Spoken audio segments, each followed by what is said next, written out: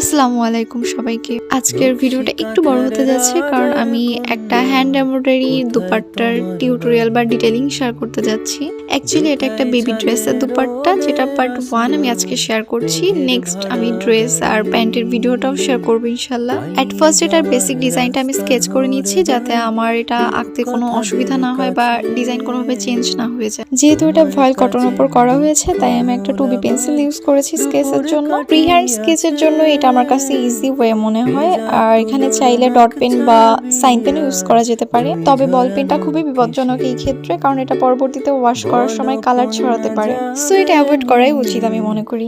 এবার আমরা চলে আসি সেলাইয়ের ব্যাপারে। হুপ আর্ট বা এমব্রয়ডারির ক্ষেত্রে আমাদেরকে সব থেকে বেশি নোটিস করতে হয় এটার ফিক্সিং এর ব্যাপারটা। হুপ যদি পারফেক্টলি ফিক্স করা না যায়, তাহলে এই ফেব্রিক্সটাও টান টান থাকবে না আর কাজের ফিনিশিংও ভালো আসবে না।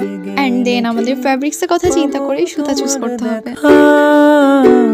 নকশি কাঁথার রাজার কন্যা, কোথায় তোমার বাড়ি?